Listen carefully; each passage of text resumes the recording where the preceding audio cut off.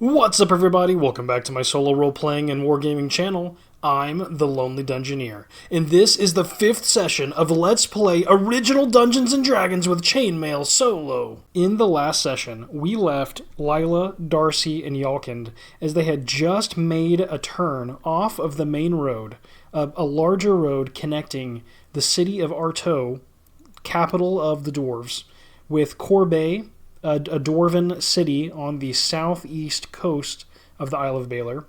Our party had branched off of this main road onto a smaller dirt path leading into the Baelor Mountains, where they are traveling to the Dwarven Glory, an abandoned, ruined, underground dwarven city. And having met with the larger party at the Mindful Mouse in the morning before the fateful debate, argument that would fracture the party, sending Lila, Darcy, and Yalkind away on their own, that happened in the morning, and so the party set out about probably approaching midday, sometime in the late morning towards the Dwarven Glory. And we've ruled already that it will take less than a full day's journey for the party to reach their destination.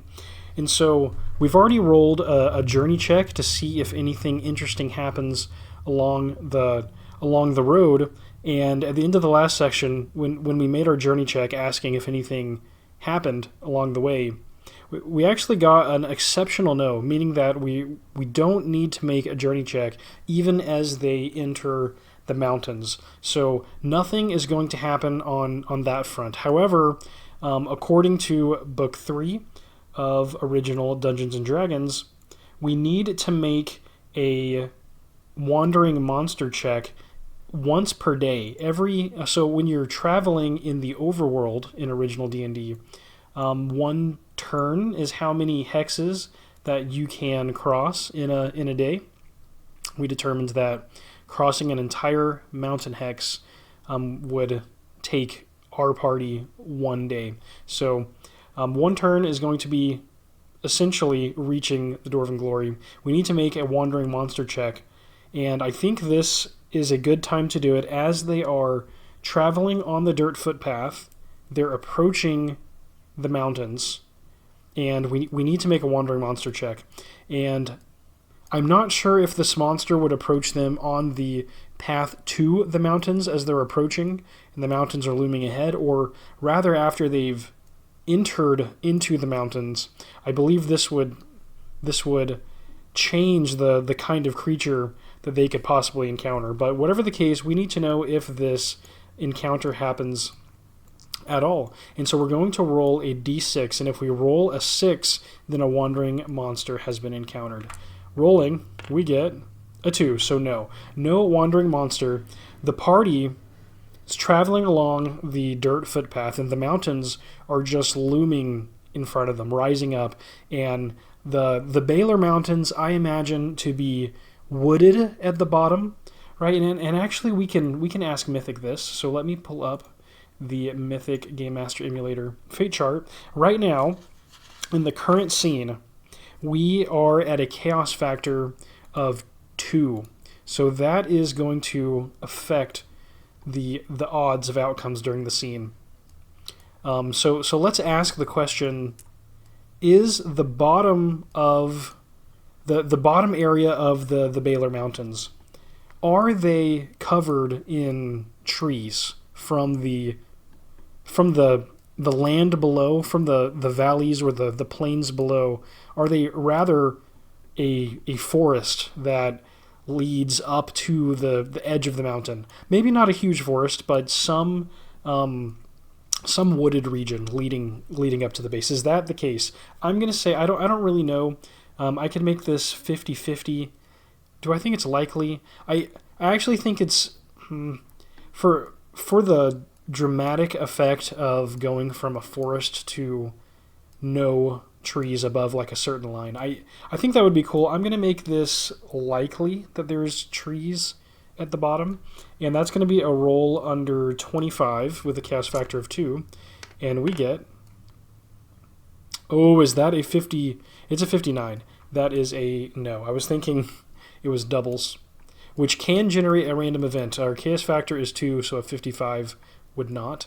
We have to roll doubles at or under the chaos factor, which right now is 2, so it would not be doubles. But no, there are no trees. Rather, it's bare. The party is, as they travel along this dirt path, it leads directly into the mountains, and maybe even there are 2 mountains that this particular path follows a valley between, and maybe the elevation rises as they kind of climb in between. Perhaps switchbacks uphill and onto a mountain, maybe with 2 peaks. Whatever the case, the footpath leads them into the mountains, and so now the path, instead of kind of rolling, maybe they've been traveling over somewhat hilly terrain, right? A little bit of an incline and then a decline. Now, once they've reached the edge of the mountains, this path turns very steeply upward, and maybe there are switchbacks. I guess we can ask the fate chart. What I want to know is if the path leading into the mountains towards the Dwarven Glory, this old footpath that would have been used many times before, given that the Dwarven Glory was formerly a large city, and they would have needed to have a good mode of transportation for goods to move to and from the city. I want to ask, is this path into the mountains, does it have a lot of switchbacks? And if you're not familiar, that's essentially the path going, let's say, off to the right, and then making a sharp turn, cutting back to the left, and a sharp turn to the right. And in doing this, you get a much less straight path, but the elevation is more tolerable, more manageable. You're not going uphill at such an incline.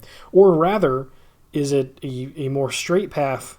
In this case, this might be easier for carts to travel, but the grade would be much more steep. So I guess I'll ask, are there switchbacks leading up the mountain?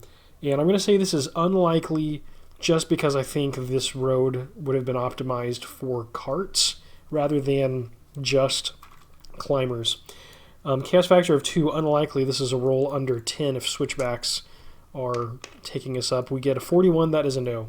So no, the party is rather traveling on a pretty straight, and of course it's not going to be perfectly straight, but a pretty straight path up and into the mountains. And as they climb, the weather gets colder, it gets chillier. Maybe it was temperate. We know the sun was shining down on them in the valley where the city lays, right? No forest at the bottom of the foothills of the mountains.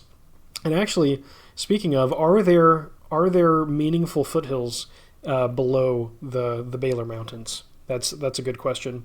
I'm going to say that this is very likely, which would make a roll under 35.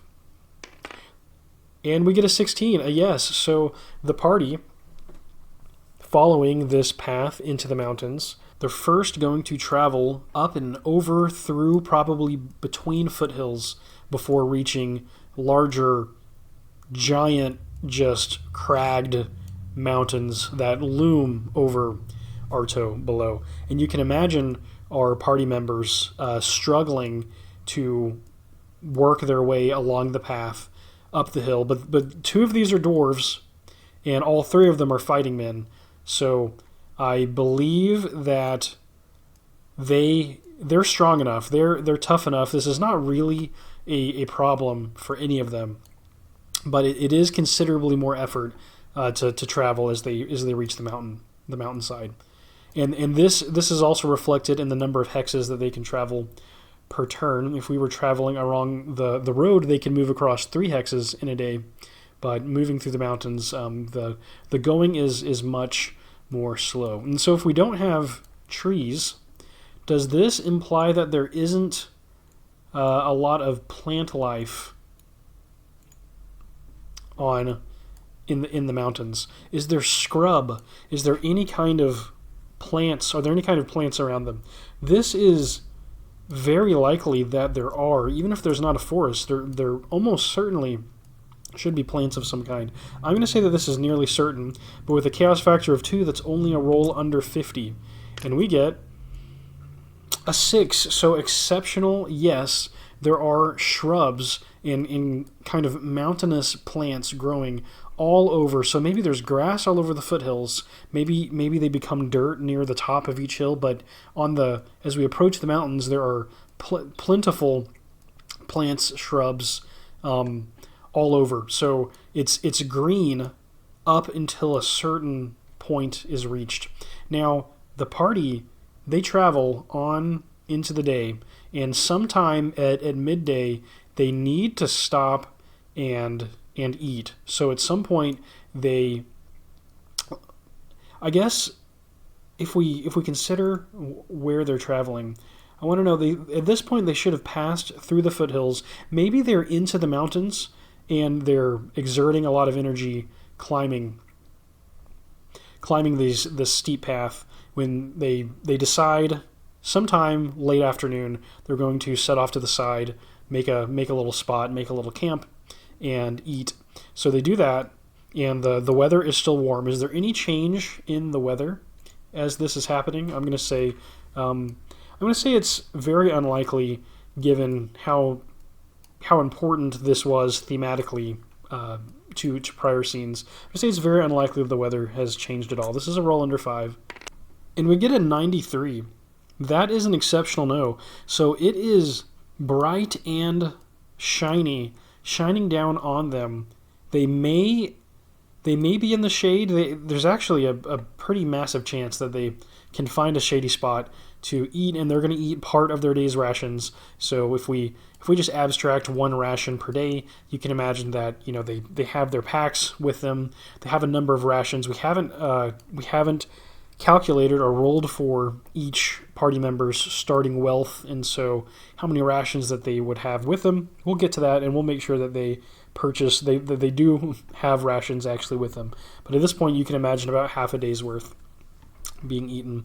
And we know from our journey check that nothing really happens, so they just kind of sit around and talk, and maybe they're discussing, they've been discussing the events that happened at the Mindful Mouse this morning, right? So they should still be frustrated about kind of the social confrontation there in processing that. But maybe they've already been discussing this for a while, and as they started to climb, maybe the extra effort of climbing, of walking along the steeper footpath, maybe that got them to not be speaking as much. So maybe they're not really talking. Maybe they're just kind of looking around and taking in the mountains. And this shouldn't be new. I wouldn't imagine that the mountains are new to the party members from the outside. But have they ever traveled into the mountains before? I guess I want to ask for each party member. And I'll ask for, let's say, Lila, our fighting man, or woman, or dwarven woman fighter that was weeping in the garden and had the scene where she saw the statue holding the glittering blade. Lila, has she traveled into the mountains before? I'm going to make this 50-50. That is a roll under 15. We get a 33 no, and because the chaos factor is 2, this doubles does not generate a random event. Interesting side effect of the chaos factor being so low early in the campaign. It's almost like the Mythic, the Oracle, is trying to slow the pace down early on.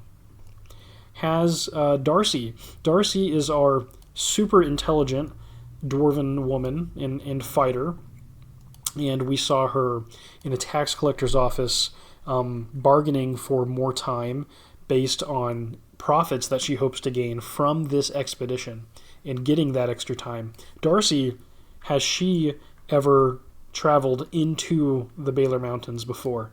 This is a roll under 15 with a 50-50 chance. 86, that is an exceptional no. So no, she definitely has not traveled into the mountains. before. Even so, these are all adventurers, and they've never traveled into the Baylor Mountains before, which is interesting. That might tell us that this is considered a dangerous place, even by dwarves that should be familiar with and comfortable with rocky, mountainous regions. It also tells you that it may have been quite some time ago that the dwarves left the Dwarven Glory. So that's interesting. We know from lore given in Adventures in the Misty Isles that the Dwarven Glory was abandoned when orcs raided the city. And there was an orc invasion of Baylor, and King Armin actually led the Dwarven armies in forcing the orcs off the island, which is one of the reasons why he is so beloved. And so at that time, the dwarves must have basically migrated from living mostly in the mountains to living mostly in the city near the mountains. And so that's interesting. It tells me that perhaps these events happened before even some of these characters were born, if they've never traveled into the mountains. We might make an exception that at some point they had to leave the mountains. So I guess we should ask, were they alive? Did any of these party members actually experience the expulsion from the mountains, from the Dwarven Glory? I'm going to say that this is, given our context, it's nearly impossible. This has to be a natural 1 to be a yes. 25, that is a no. So none of these party members were alive or were present when the Dwarven Glory was invaded by orcs in the past. Interesting. Let's ask if Yalkand now has ever traveled into the mountains. This is a roll under 15. And we get 88. That is once again doubles, but not a random event. That is a no. Okay, so none of our party members have ever traveled into the mountains before. And I ask this because now I'm envisioning that along with the party not really speaking because of the effort, right? They're focusing on breathing as they are hiking uphill along this path through these large mountains with scrubs everywhere, bushes covering the mountainside, green and patches of rock and patches of dirt and patches of life and greenery. They're looking around, they're taking this all in just kind of in awe and in wonder. So I just want to picture that for a moment. Do they have any questions? Maybe they talk, maybe Yalkand speaks up and says, wow, it's beautiful out here. Maybe they have a conversation about how wondrous, how grand the views are from where they're at. They can look back and maybe they can see Arto through and actually they should be able to look back and look down on the city of Arto and kind of think about, maybe it gives them a little bit of perspective, looking down at the city small underneath them with how far that they've traveled. This path, if it was made for carts, probably is somewhat wide as well. I wouldn't say it can't be very wide because it's moving through the mountains. But I guess I want to ask, does this path look like it's a little wider than a typical footpath for carts or wagons to be able to come through? I'd call this very likely. That's a roll under 35. We get a 40. No, it is very much wide enough, maybe a little wider than needed for one person. So they're kind of just off to the side of this path. And we already know that no one comes along. There's no wandering monster. Nothing really interesting happens at this point in the day. So the party members, maybe they have this conversation. Maybe they're feeling inspired by what they see around them. Maybe they have a sense of wanting to protect this, and maybe wanting to lead the dwarves in reclaiming this. There's all manner of things that they could be thinking right now, but they have this moment of wonder, and then they finish their food, they pack up, and they get back on foot on the trail, heading into the mountains. And now, as they press forward, the mountains should be getting colder. Let's ask Mythic. Do the mountains become more cold despite the sunshine as they press on and up the mountainside? This is nearly certain. This is going to be a roll under 50. And we get a 51 that is just barely a no. So as they climb, and as they climb, does the plant life begin to grow less and less up the mountainside? Given the last result, I'm going to say my question is if the plants there begins to be less plants as you move up the mountains. I'm going to say that this is 50-50, given the last result and what we know about mountains. 93, that is an exceptional no. So as the party is following this path upward, reaching higher elevations and into the mountains, there's actually, they're nowhere close to a kind of foliage line or a line above which plants stop growing. And in fact, there's this thick bushes and mountainous plant life covering the mountainside. Not completely. It's patchy. You can still see the mountain through the plants, but they're everywhere, and it's warm. The sun's warmth is not lost on the party. It is warm. They're in the sunshine. They're not cold as the path winds forward until suddenly, around a bend, they see it. They find a clearing, a space set not too far off the path, and the path splits. It heads forward on and continues up the mountainside, but to one side there's a clearing where it looks as if the rock from the mountains has actually been leveled and flattened. And beyond this huge, truly massive hole in the side of the mountain. And this is the Dwarven Glory. And I want to ask now, does it look just grand, ornate, epic? Is it carved? Are there these huge stone or carved into the mountain depictions of the Dwarven Empire and its glory? I'm actually going to make this a scene question as we approach, as the party reaches the Dwarven Glory. I'm asking if this is just a grand, epic, ornate, carved dungeon entrance, city entrance. It's a Dwarven city's entrance. We'll make this a scene question, so we're rolling against the chaos factor of 2, and we get an 8. So this is greater than the chaos factor, so we get the expected scene. We're going to raise the chaos factor to 3. Let me make a note of that. And in our new scene, the party members have stumbled upon this giant stone entrance, and there are carved into the side. Let's ask: are there statues that are standing in front of the entrance? I'm going to say this is very likely. Chaos factor of 3 now. That's a roll under 50 with the new expected scene.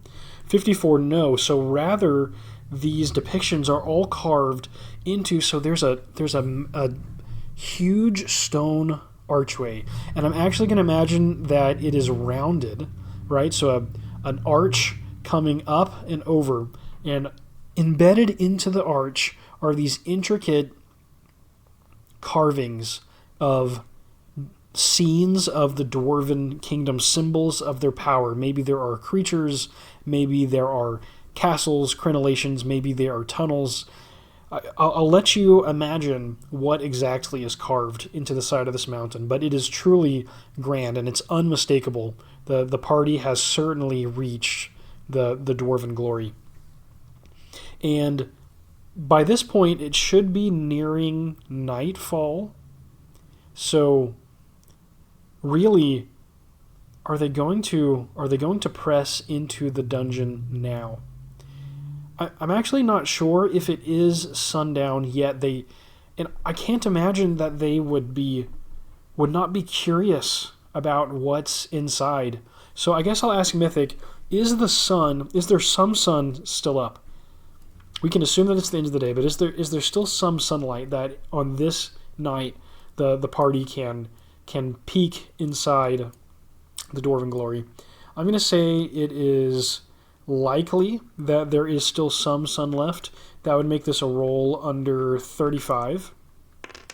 And we get a 47. No, so the party arrives after sunset, and it's dark, but they can see the leveled area, and they can see this giant dark hole in the side of the mountains. Now they have torches. The party will have torches. Would they have lit torches as they climb the mountainside? Would they have been able to continue climbing? Would they have been able to continue climbing up the mountain without their torches being lit in the dark, or would they have had to stop? I think that for them to be able to see where they're going, they probably needed to spend a torch. So we'll say that one lead party member. Did we establish a marching order already? I actually don't think that we've established any kind of marching order. And maybe Darcy, since she has been the most... she's kind of been the spokesman for the group up until this point. Perhaps she is leading the way, which would kind of make sense, but we don't know for sure. But, we can assume, we can make the assumption that Darcy is leading the group, and maybe Yalkand is following up behind. Maybe that kind of suits his character or personality. So it's Darcy, and then it's Lila, and then it's Yalkand. And Darcy has a torch traveling up into the mountains, and she spots this clearing, and there are shadows thrown everywhere, but there's a huge, just massive hole in the side of the mountain, and they can start to see they start to see the detail, and maybe Darcy walks up to the hole and sees, maybe she holds a torch up to the details in the party. They are awestruck. They're in wonder of how just magnificent, how much effort and detail went into making this entrance so grand, to let anyone passing by know the wealth and the power of the dwarves that live here. And it's ironic now that this relic of their past lays here silent. Now they look. Darcy is going to hold her torch into the hole. She's going to hold her torch into the cavern, and the party is they're gathered around the torch. They're gathered around Darcy, and they're peering into the darkness through the hole into the Dwarven Glory. They can't help themselves, even if it's night, and even if whether they're ready to descend or not. Either way, they shine the torch into the hole, and what do they see? They see stone walls leading away from them, ahead of them. The torchlight follows this stone wall. Are these decorations that they're seeing, are they continuing into along the stone walls? I'm going to say that this is very unlikely. That would be a ton of effort. So we'll say that this is very unlikely. This is a roll under 10. 29, that's a no. So they see stone walls disappearing, fading away from them into the darkness. And they don't really see any kind of distinguishing features. They're light won't shine deep enough. It really looks maybe like a tunnel, and like maybe it opens up into some larger room or space, but they can't really make out any distinguishing features. And now I need to know, as the sun is going down, does the party plan on exploring at all tonight, or are they going to wait until the morning? So they probably need to eat again. So we'll say that as the sun goes down, they shine in, they shine their torch into the hole, into the entrance of the Dwarven Glory, and maybe they decide to stop to eat now. Maybe they talk about, maybe one of them asks, what do you think's in there? And another one's, saying, I'm not sure, there could be danger, there could be treasure. Maybe a third says, I really hope there's treasure. Maybe Darcy says, there better be treasure down. There better be treasure in here. But does anyone suggest that they stop to eat? Let's ask Mythic. I'm going to use the Mid-Chaos Fate chart to see what they decide. And so the question is, does the party stop to eat now? Or actually, rather, to the more energetic or active choice would be, does the party skip eating now? I'm going to say that is unlikely. We'll call this unlikely, and that's a roll under 25. We get a 31 no, so they are going to stop to eat. Now, the party, they're operating under torchlight. So does Darcy hold the torch? Does she hold the torch while they're eating? That seems reasonable. Can she lean it up against something? I don't know. Maybe she has to hold the torch so that they can see their food. They have rations that they don't need to cook. So there's no need for a campfire. And it's warm. It's still warm in the mountains. So there's not a need. They don't want to make more visible light than they have to. So they're just going to sit around and eat and talk about what to do next. So now they're planning what to do. Are they going to decide to delve tonight, or do they think they want to sleep and try it in the morning? Do they want to delve tonight? I'm going to say, this is... So they could want to put it off so that they get good rest. But they might be nervous to sleep next to the dungeon entrance without knowing what's inside. That would be nerve-wracking. So I'll make it... I'm going to say actually that it's likely that they go ahead and try to explore a little bit tonight with the plan to come back out or to find a good place to sleep. Maybe they'd rather sleep inside if it's solitary.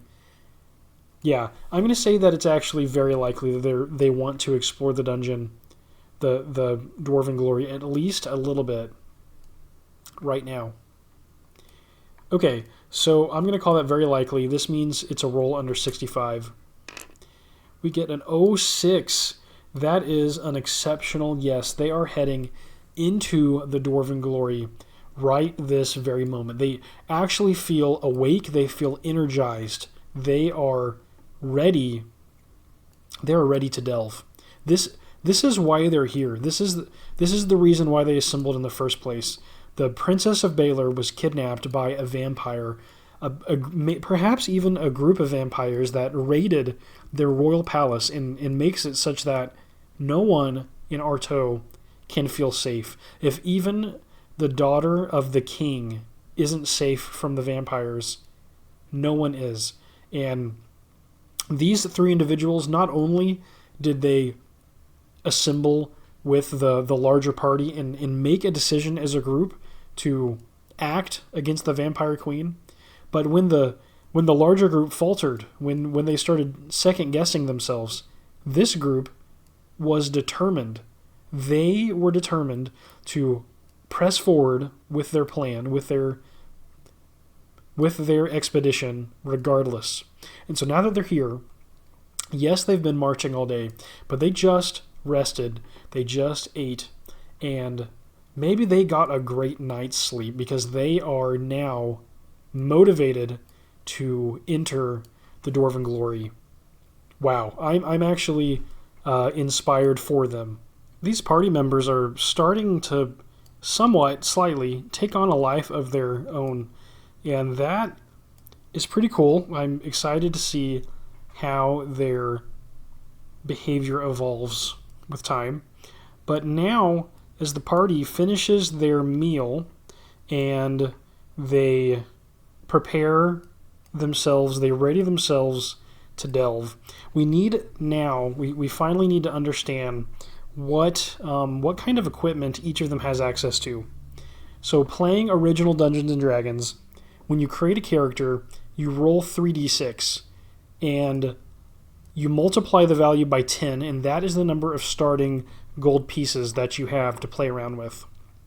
And using that gold, you need to kit out your adventurer for delving or for adventure. So we're gonna roll 3d6 for each of our 3 characters. We're gonna see how much gold that they have. Then we're going to consult book 1 of original D&D, Men and Magic. We're gonna head over to a chart on the cost of items, and yeah, we'll make decisions about what each of them are carrying. So why don't we start by rolling 3d6 for Lila. We get 10, so Lila has 100 gold to play with. Okay, 100 gold pieces. That doesn't mean she literally has 100 gold pieces on her, because we're going to buy equipment with it, but it means that she's going to have up to 100 gold pieces worth of equipment on her, and anything we don't spend, that is the gold that she has access to. Who knows if she would have brought it with her on an expedition. It's hard to say. Maybe we can assume yes for now, in case they encountered someone and needed to pay them. I'm not sure. Maybe that makes sense. Yeah, that kind of makes sense. So, at any rate, Lila has 100 gold to start with. And we really want high rolls for each of these characters because they're all fighting men, and armor is going to be kind of expensive. So let's roll for Darcy now. We get 6, 7, 8, 9, 10. 100 gold again. Okay, score. That's not so bad. 100 and 100. I can definitely live with that. And now Yalkind. Let's roll for Yalkind.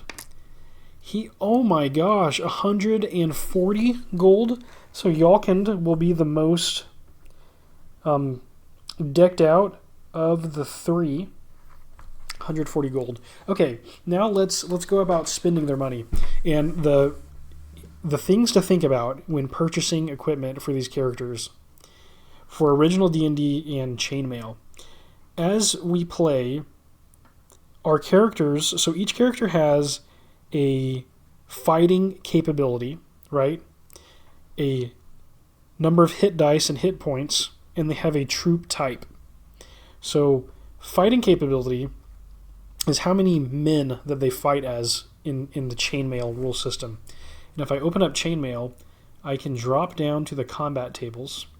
Let's go to tables at the end. And maybe this will work. In the last session I recorded, I was rotating these pages over and over. Yeah, that's kind of cool. So here is the Chainmail combat table. So when we fight, we have our fighting capability. This is how many men that we fight as. And you can see here in this table that there's a number of die that you get to roll per man. So if you fight as 2 men, then you would get to make 2. You would get to deal damage as if you were 2 normal men. So fighting capability is very important, and as we level up, our characters will play as more than 1 man.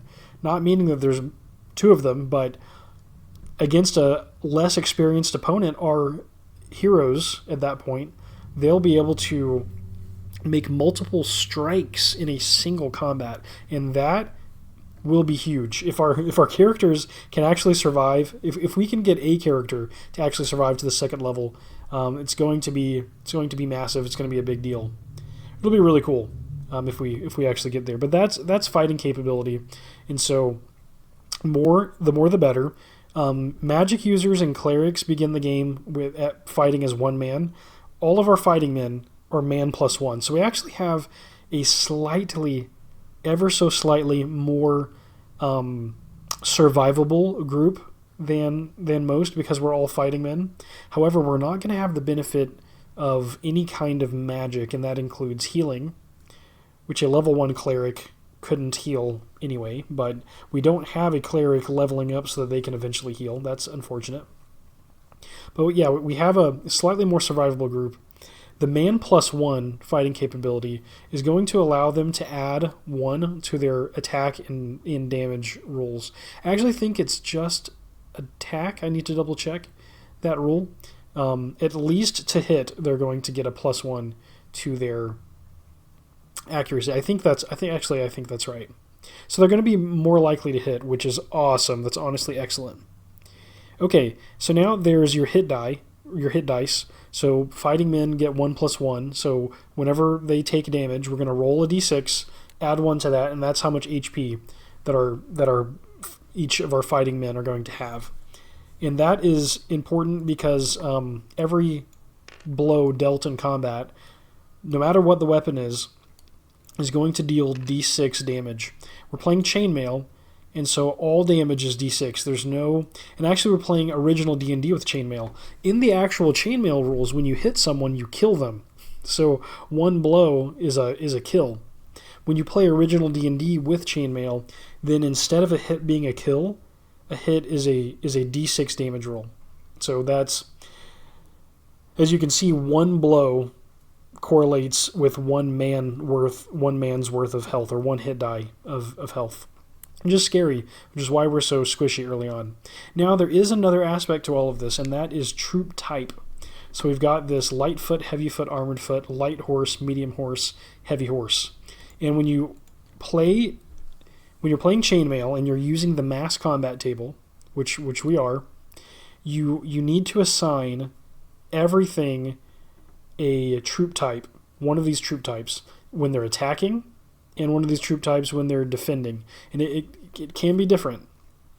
And based on that, you could, based on their troop type, they'll have better or worse odds of harming an enemy. So as you can see, like for instance here, if you look at heavy foot versus light foot, every heavy foot gets 1 die to roll per man against a light foot opponent, and a roll of a 5 or 6 kills, which in our case is going to be a hit. But a heavy foot versus a heavy foot gets 1 die per man, and only a 6 will kill or hit. So the troop type of your player character, or of the attacker and of the defender, are both taken into account here. And I say all of this so that you know it's important as we're buying gear for our characters to trade off troop type. Essentially, the more equipment that we purchase, more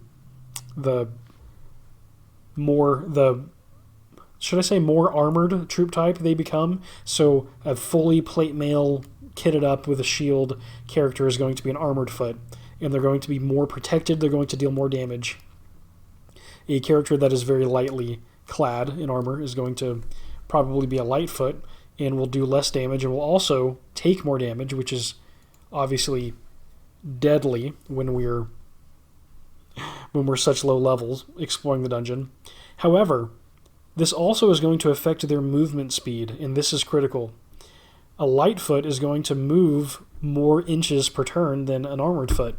So we can kit up our party with the heaviest armor, and when they encounter lower level creatures, this is going to give them an advantage, like a decided advantage. However, if they encounter anything that is very high level and that is also fast, then it's going to chase them down and it's going to kill them. So it's kind of a gamble. It's something important to think about as we're deciding how to spend this money on our adventurers. And I would imagine that they wouldn't have access to the heaviest gear. They're adventurers, but they're not dungeoneers, and they're also not necessarily like warriors. Maybe they're, or soldiers rather. Maybe they've been men at arms. Maybe they do have heavy armor. I don't know. It's a question. It's questionable. Our party's only going to be able to move as the slowest member as well. So it doesn't make sense to have like one, or it could make sense to have one heavily armored character and one lightly armored. Oh, if you did that, then actually you would be able to have one person essentially sacrifice themselves and the other be able to run away, maybe with some XP.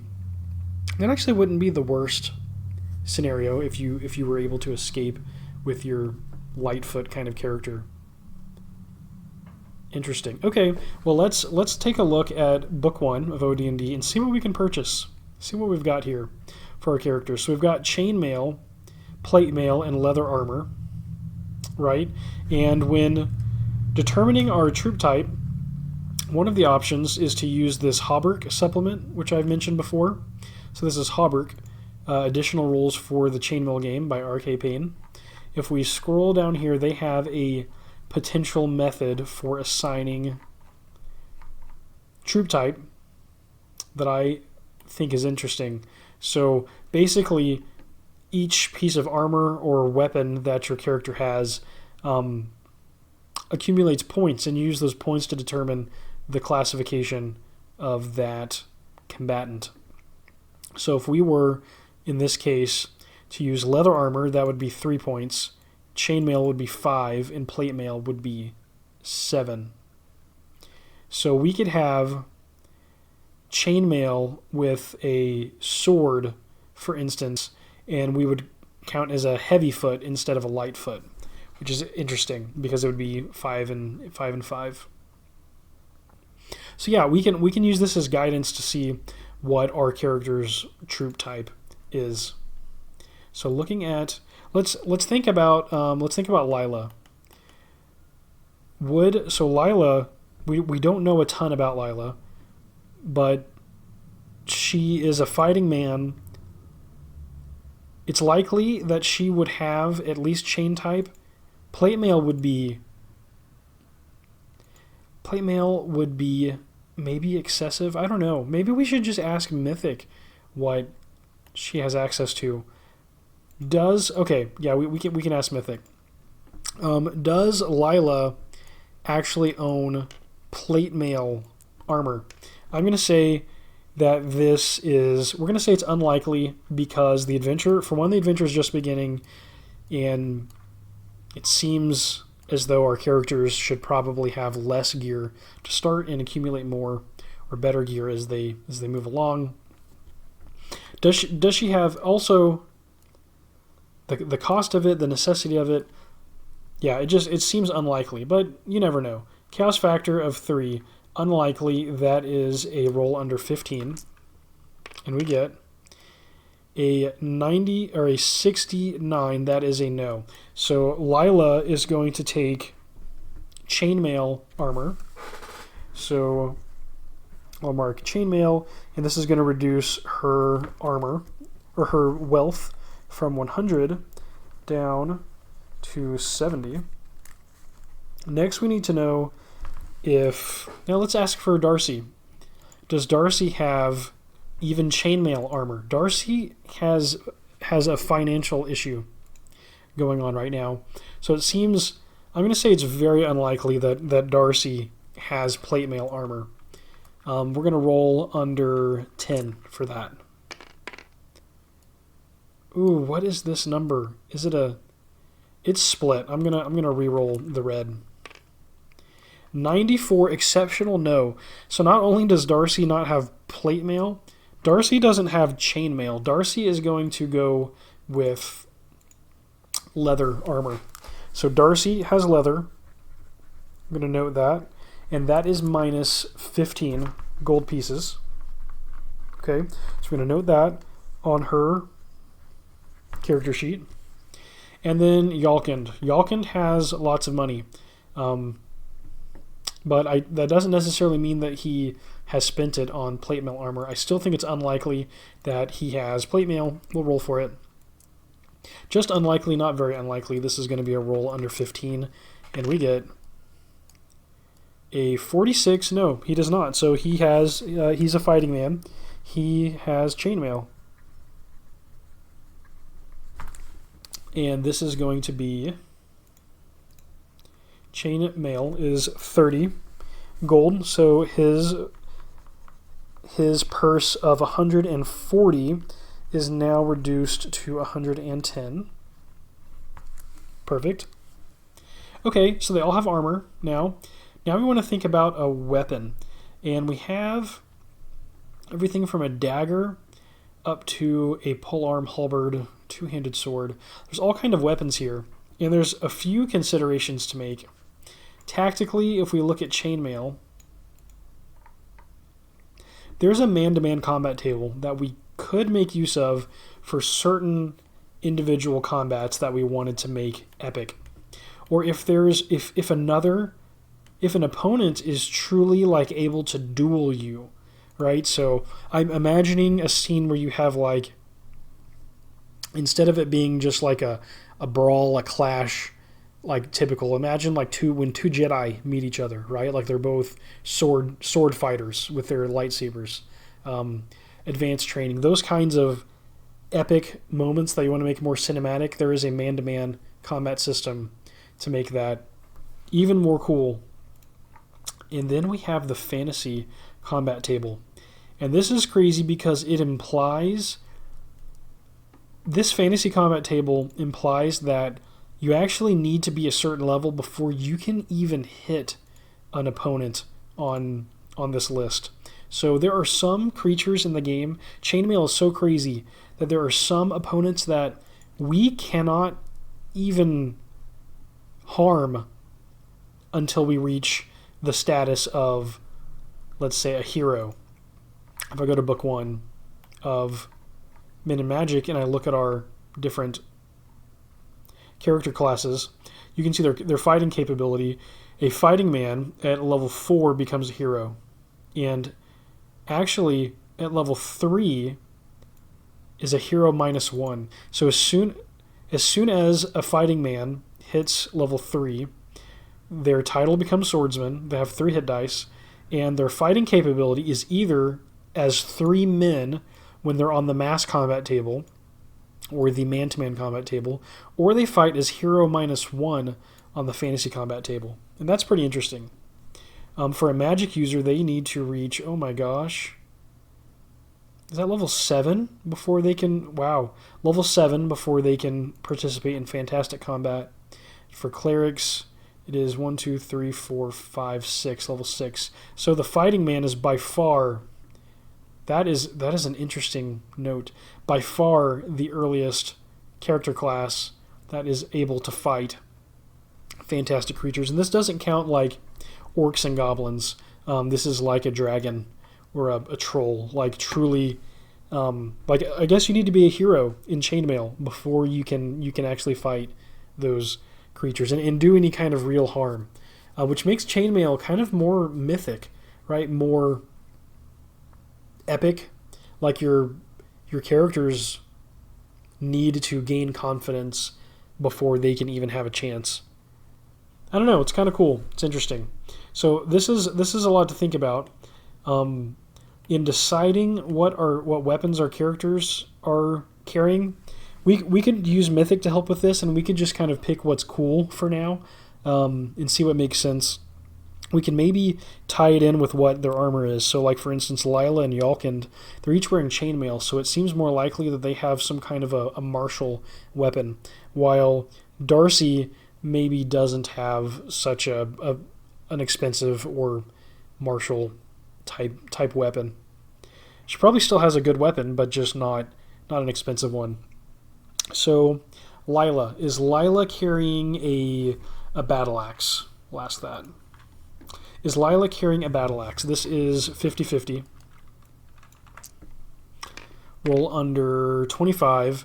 That is a 94. An exceptional no to the battle axe. This is a bladed weapon, so I'm going to take that as that not only is she not wielding a battle axe, she's not wielding any kind of sharp blade weapon, rather opting for either a mace or a flail.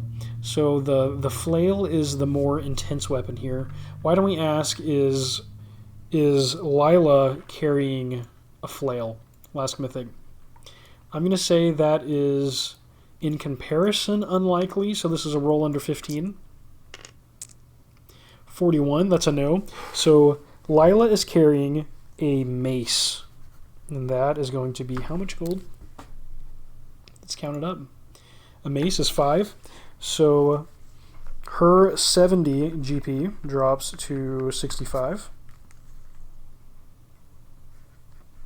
Okay, now let's go to Darcy. Darcy has leather armor, so she probably has not a very expensive weapon. There's actually, is there a short sword in Hauberk? Let's see. Hauberk, I think it adds some weapons, like a quarterstaff and a short sword. Does it have the cost of it, like how much it costs? I don't think so. Maybe later in the book we have the prices for equipment. Yep. So these are very similar. Longsword, this has at 9. A short sword, it has at 7. So in OD&D, we have a sword at 10. So a short sword would probably be 7, and that still is on the more expensive end. So I'm thinking that Darcy could have a mace, Darcy could have a hand axe. She probably doesn't have a dagger. Darcy could have a spear. That's really cheap. 1 coin versus a hand axe. Okay, let's ask if Darcy has a... Let's ask if Darcy has a spear, and I'll make it 50-50. That seems a little more intense than a hand axe, but it's cheaper, so it actually makes sense. So I'm going to say it's likely. It's likely that Darcy has a spear. Does Darcy have a spear? Cast factor of 3. We're going to roll under 35. And we get 83. No, Darcy has a hand axe. Okay, that is going to cost her 3 gold.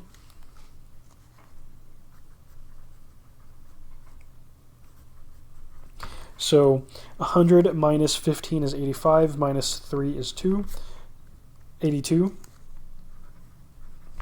So Lila's down to 65, Darcy's down to 82.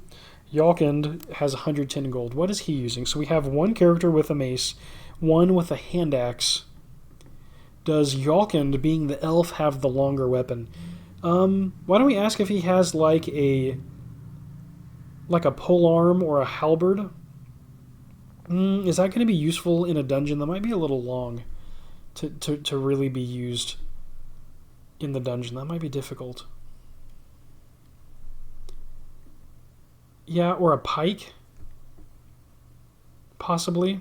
That would be kind of cool because it would give Yalkand some reach in the situation. I guess let's ask Mythic if Yalkand is carrying a pike, and we'll make it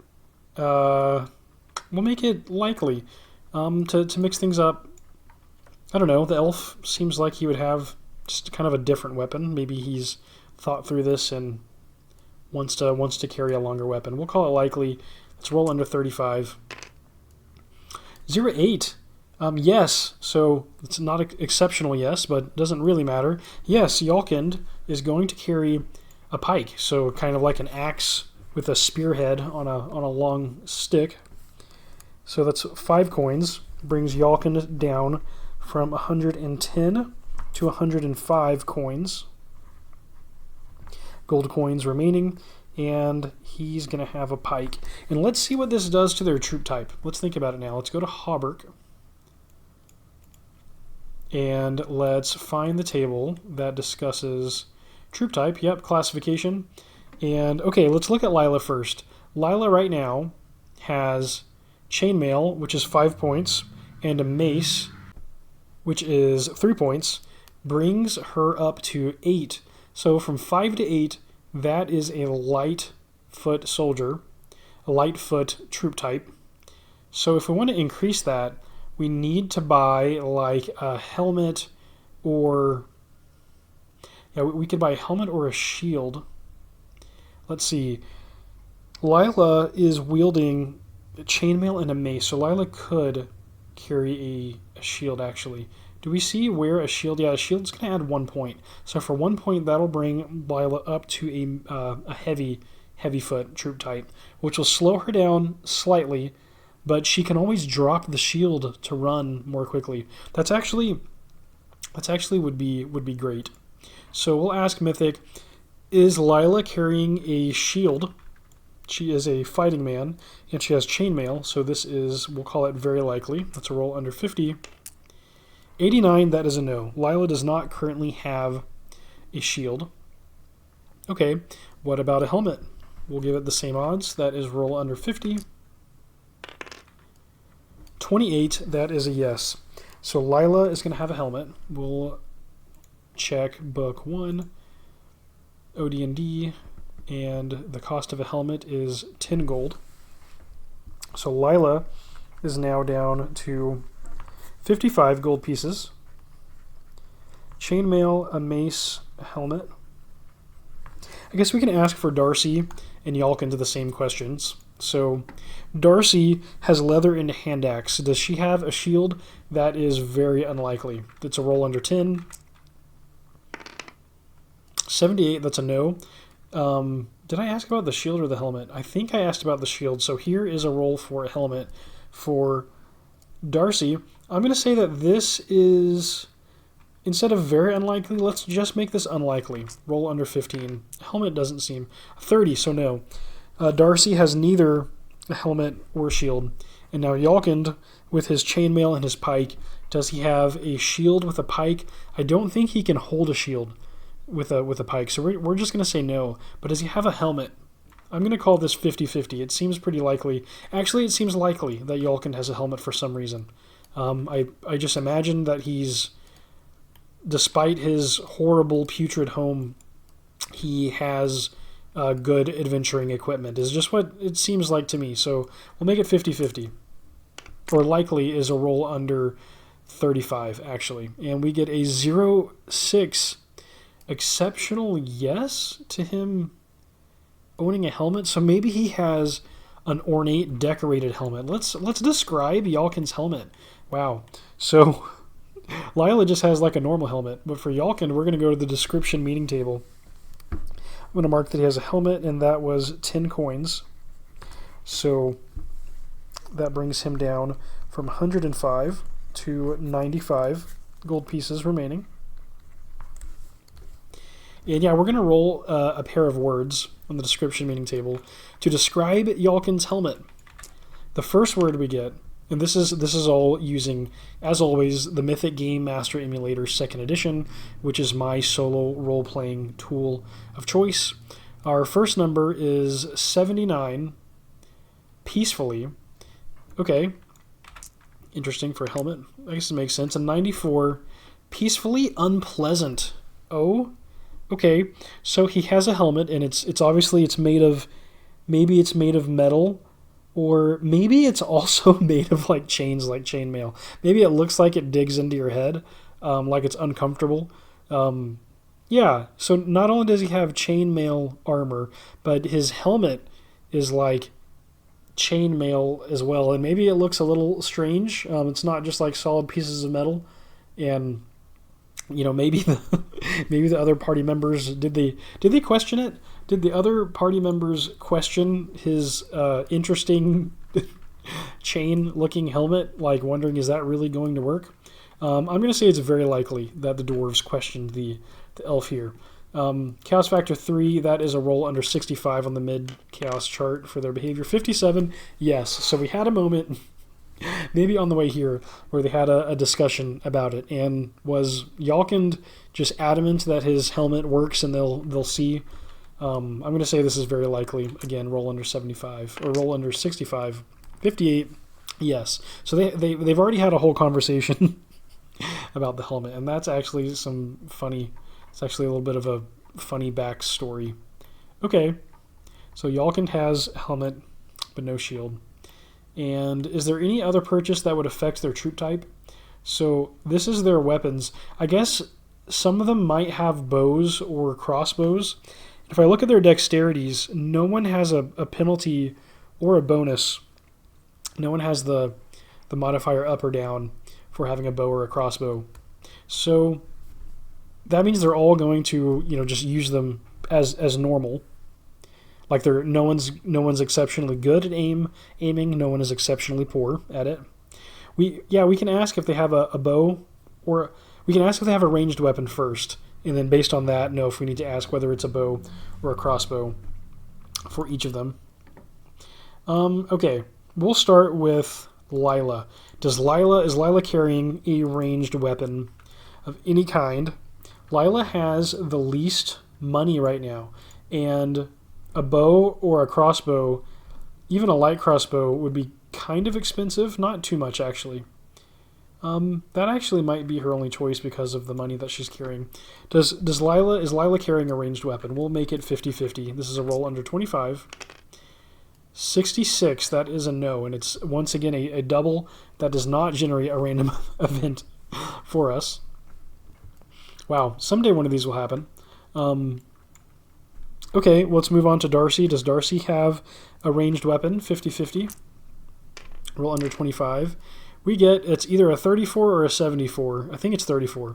Either way, it's a no. Darcy's not carrying a ranged weapon. How about Yalkind? Is Yalkind carrying a ranged weapon?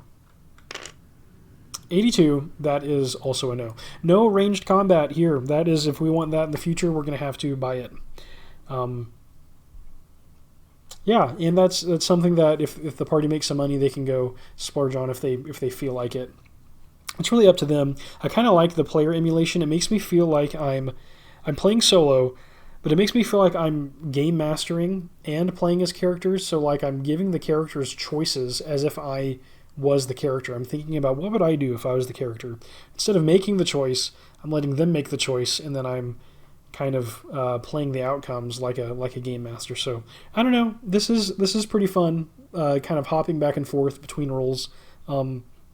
I recommend it. I'm having fun. Hopefully you're entertained as well. But I think that's everything that we can purchase on this list that would impact our troop type. So using this, we should be able to calculate it via Hauberk. So let's look at Lila. The chainmail is 5 points. The mace is 3 points.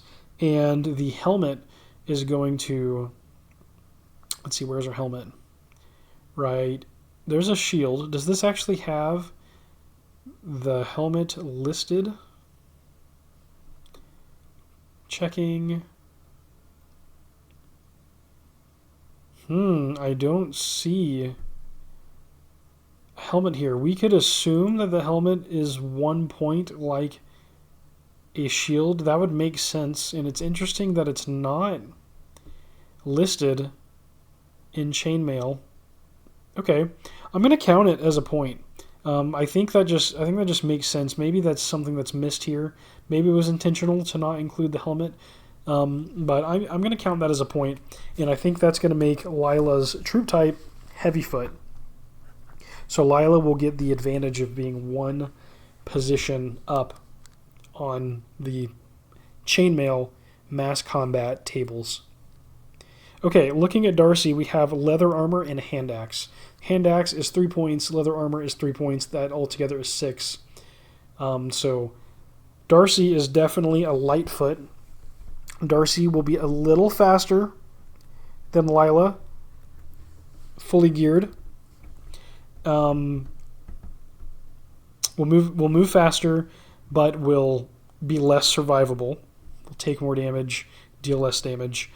And that's not like literal damage like the D6, but is going to hit less, have a worse chance of hitting because of that. Which is interesting. Interesting how that works in chainmail. Okay, now Yalkind has the chainmail, the pike, and the helmet. The chainmail is 5 points.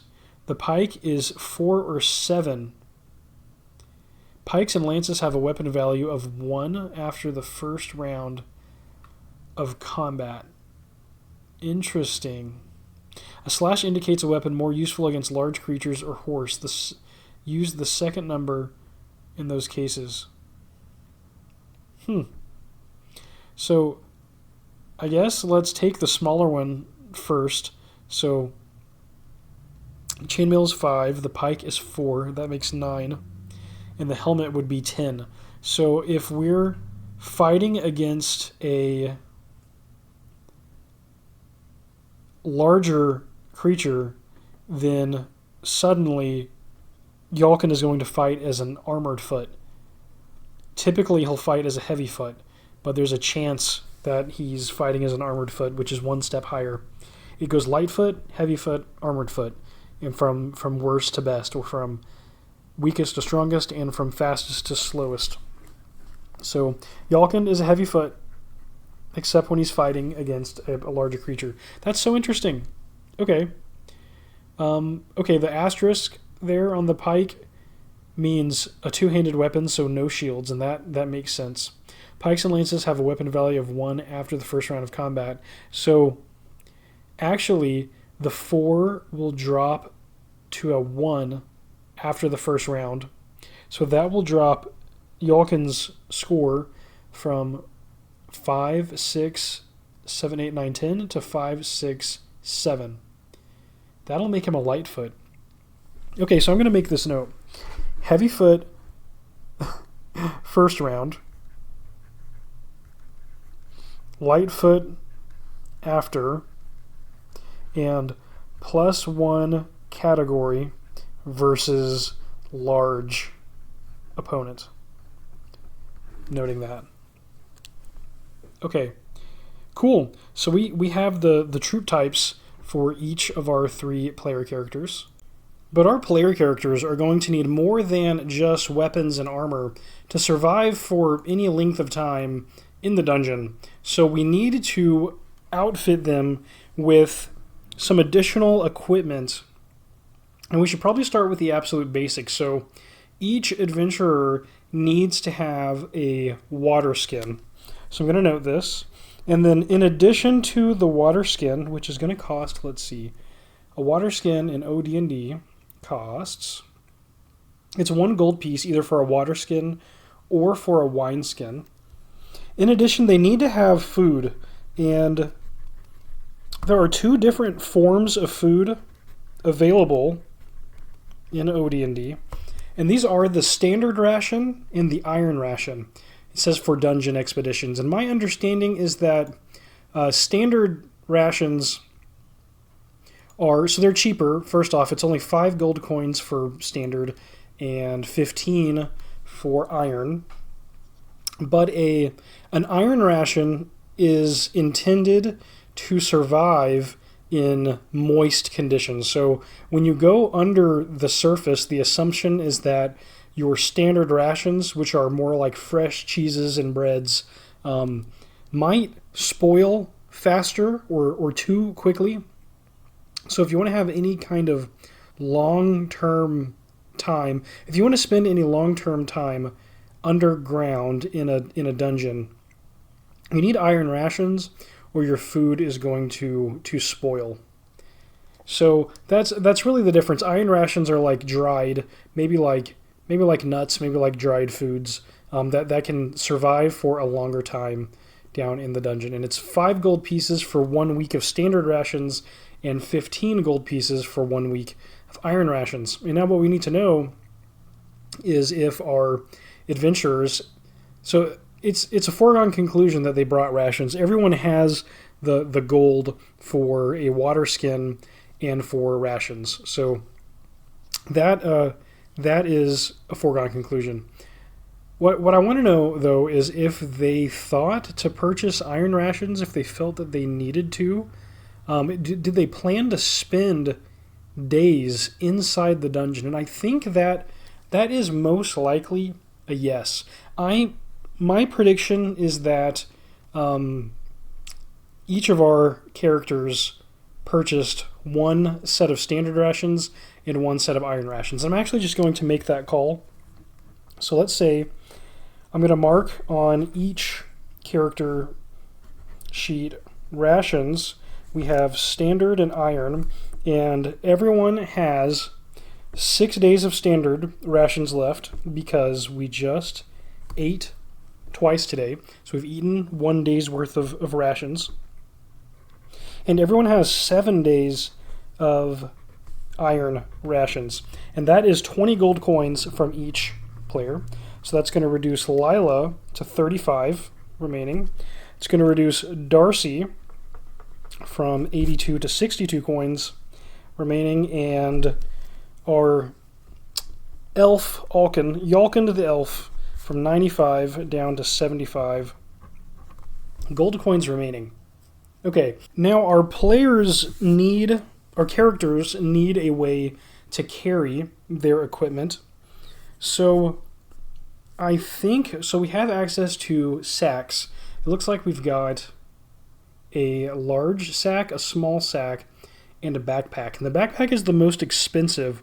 The only person that I can imagine carrying a leather backpack is Yalkin. So let's ask the Oracle, did Yalkin bring a fancy leather backpack on the journey to help carry all of his supplies?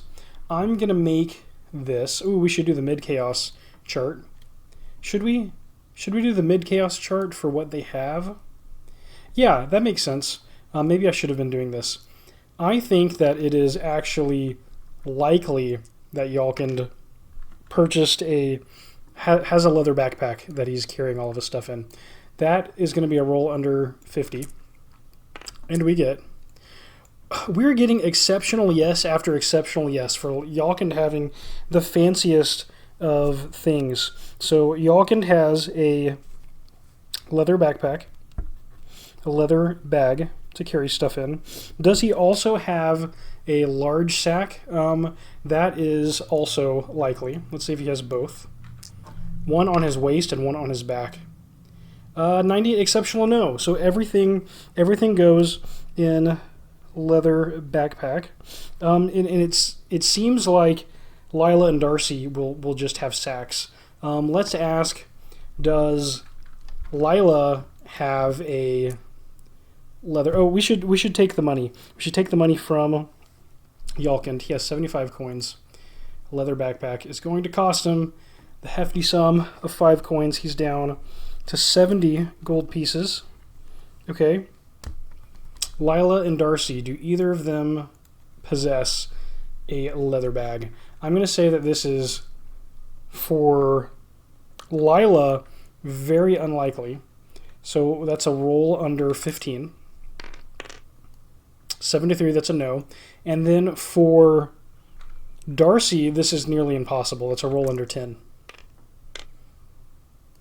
And of course, these are all my judgment calls. 63, that is a no. They each will have a large sack. Do they also have a small sack? Let's make it 50-50. Do they bring more than one bag? 50-50, roll under 35. We'll do it for Lila. That's a no. And for Darcy, that is also a no. So they both have a large sack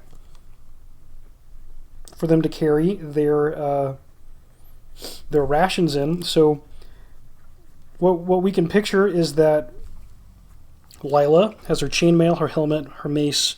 She's got a water skin, perhaps affixed at the belt level. She's got a large sack that she's carrying all of her rations in. Darcy, the dwarven fighter, leather armor, so no chainmail. Leather with a hand axe, looks less armor clad. Also has the water skin, the large sack, the rations.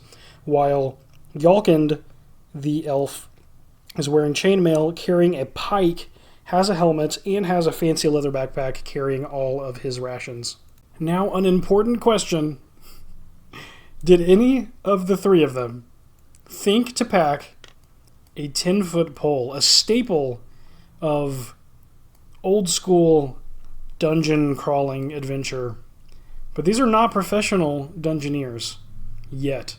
So it's possible that they forgot, they didn't think of it. It might even be likely that they forgot. They are adventurers already. I don't know. I'm not sure. I'm going to make it 50-50, and with a chaos factor of 3, there's a 35% chance that all 3 of our adventurers forgot to bring a 10-foot pole. Yikes. Okay, let's ask the Oracle, did our party members remember to bring a 10-foot pole? Yeah, 35% chance. And we get a 49. That is a no. No one has a 10-foot pole. What about iron spikes? A hammer and iron spikes. We're going to call this very unlikely, given that they didn't bring a 10-foot pole. That's a roll under 15. That is a 60 or 66. Either way, it is a no. So the 10-foot pole is used for poking and prodding things so that you don't die by touching things, which is useful. And the hammer and the spikes, when you're in a dungeon, in original D&D, it's assumed that it's kind of strange. The idea is that the dungeon hates you. This is a way that I've heard it put before. When you approach a door, you need to shove it open as a player, and there's a chance that you struggle to do so.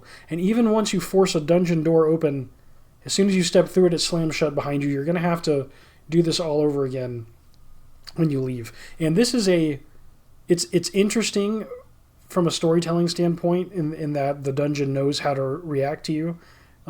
Makes it fantastic, but it's mechanically, it forces you to confront whatever's in the room with you. It gives them a chance to catch up with you. If you're running away, you're having to run, you're having to evade or flee from creatures through these doors. You have to struggle with the doors, but they do not. The doors open easily for the monsters. It's guaranteed that they either open automatically for them, or that the monsters just have no trouble with moving through the doors. Only the player characters struggle to move through the doors. So iron spikes are actually a tool you can use. You can leave a spike in a door, and the door will stay open for you.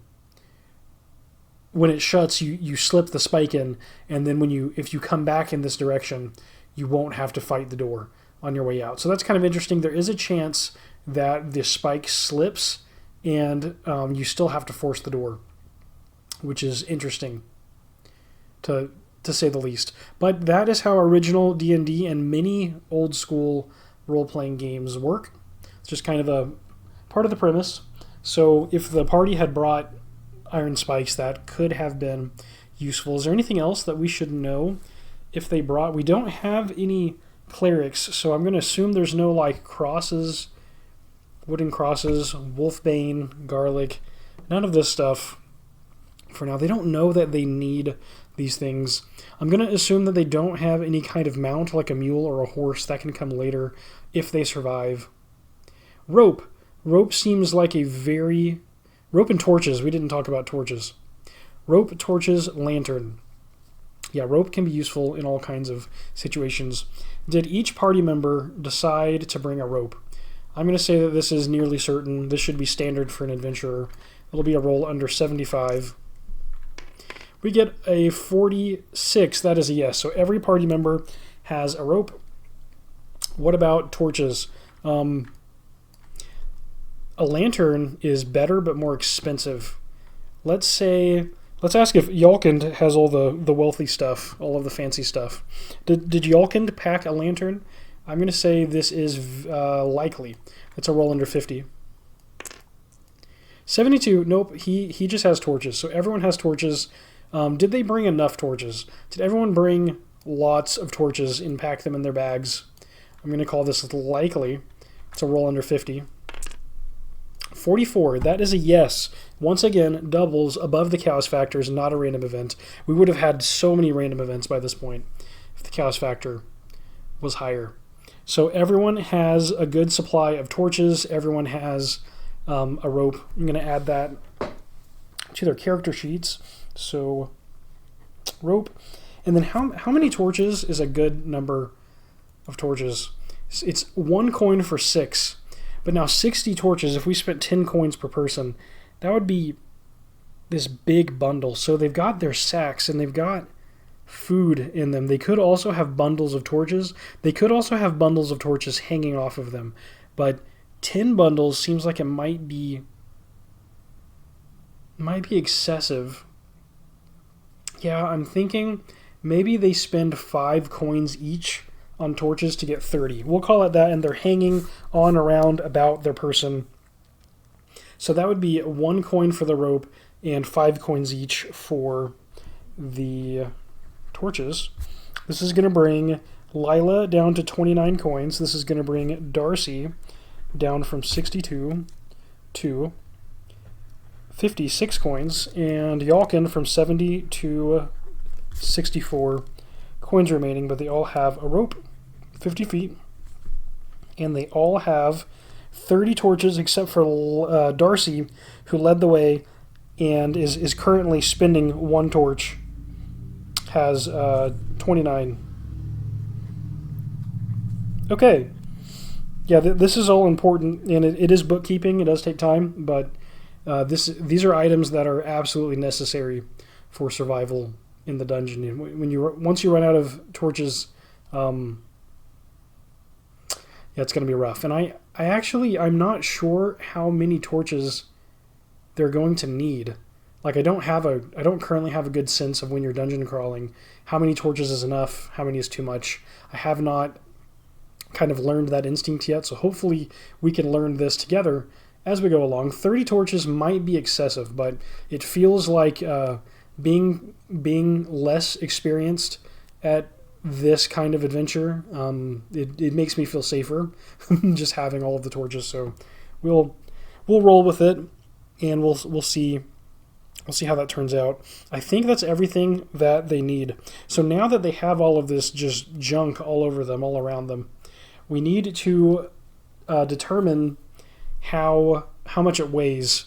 Oh yeah, so it's not just okay. So if you're playing Chainmail, your troop type, I should have mentioned this earlier. Your troop type. So Lila's a heavy foot, Darcy's a light foot, and Yalkin does a heavy foot the first round, a light foot following rounds, and +1 to his category, moves up a category if he's fighting a large opponent. That's a lot. But whatever the case, your troop type in Chainmail determines your movement rate. In original D&D, it's actually your encumbrance, how heavy all of the stuff is on you. And this might closely correlate with your troop type. And actually, it's described in terms of troop type, which is interesting, but we will actually calculate encumbrance so that we know exactly what our move rates are based on the weight of all of the items that our characters are holding. So, yeah, a light foot, to move 12 inches, you need to have 750 gold pieces worth of weight or less. From 750 to 1,000, your movement drops from 12 inches to 9 inches. And then from between 1,000 and 1,500 gold pieces worth of weight, you go from 9 inches to 6 inches. And an inch in the dungeon is 10 feet. So this is how many feet you can move per move in the dungeon. So essentially, we want to be under 1,500. Really, we'd like to be under 1,000 or under 750. If you are higher, if you have higher than 1,500 gold pieces worth of weight on you, you actually can only carry up to 3,000 gold pieces worth of weight.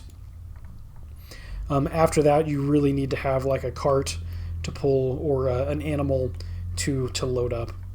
It becomes excessive beyond that. So let's add up our encumbrance. So for Lila, we have chainmail, which is 500.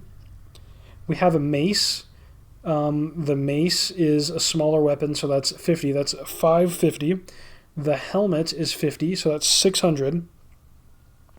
The water skin, leather sack, rope, rations, all of that is bundled into miscellaneous equipment.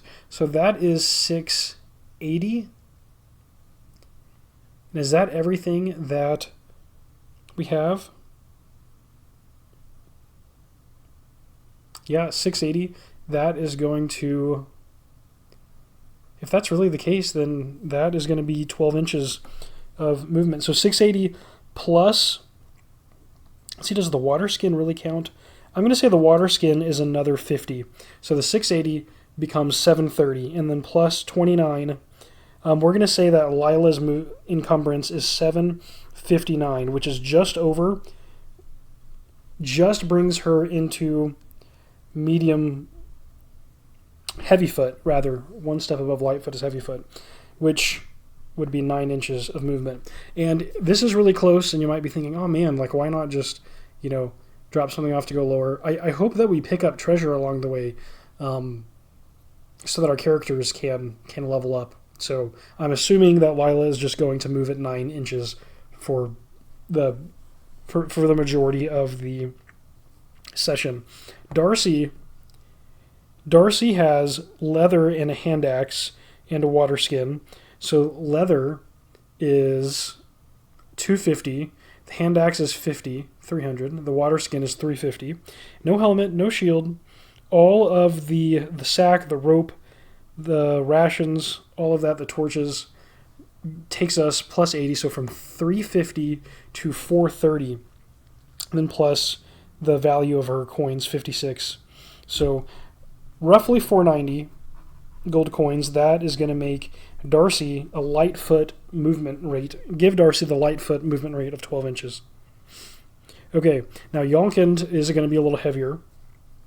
Yalkind has chainmail, that's 500. Yalkind has a pike and a helmet. So the helmet brings it to 550, and the pike is 150, so that's 650, 700. Water skin makes it 750, and then 80 for the backpack and rope and torches. So 750 plus 80 is going to be, 830, right, if I'm doing my math right? And that's going to make give Yalkind a heavy foot speed of 9 inches. Okay, and so this makes sense. So Lila's troop type is heavy foot, has a movement of heavy foot 9 inches. Darcy is a heavy foot troop type, or a light foot troop type, and then also has a movement rate of 12 inches for a light foot. And then Yalkind is heavy foot troop type and also has the heavy foot movement of 9 inches. So, we also need to add Yalkind's gold coins. He has 60 gold coins, so he really is sitting at around 900 gold pieces. And we will pay attention if a character starts collecting items and we think it's going to take them over 1,000 or over 1,500, then we'll recalculate this and see if their speed increases or decreases. And players can actually, strip down. They can remove their equipment and abandon that to try to get a faster speed if they need to in a life or death situation in the dungeons. So that's something to keep in mind. But now I believe that's everything that we need to truly and accurately track dungeon crawling. And so the party is at the Dwarven Glory, and they've eaten, right? We know they've eaten, they've stood up, they've readied themselves, they're making sure that their armor is in place. Yalkind is adjusting his chain helmet, making sure that it fits snugly over the ears protruding, right? Being the elf, our 2 dwarves and our elf are primed for battle.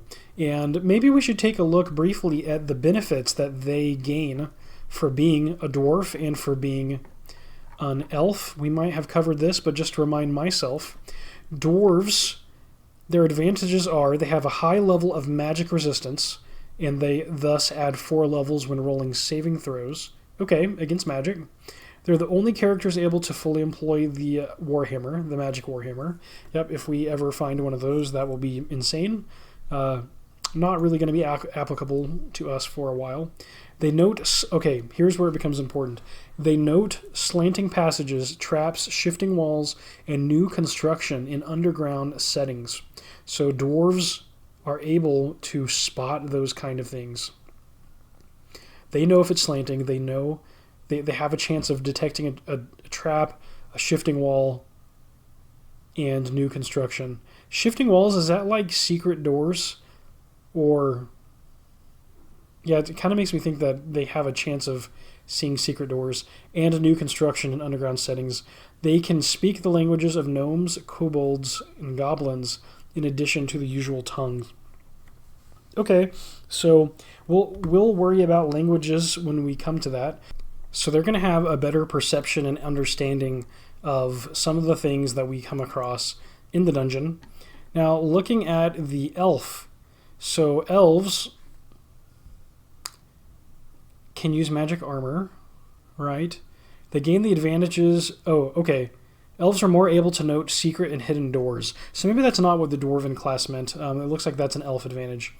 more able to note secret and hidden doors. They also gain the advantages noted in the chainmail rules when fighting certain fantastic creatures, and then they have languages that they speak, which is awesome. Yeah, they get a bonus to damage against certain creatures. That is going to certainly come into play in this adventure.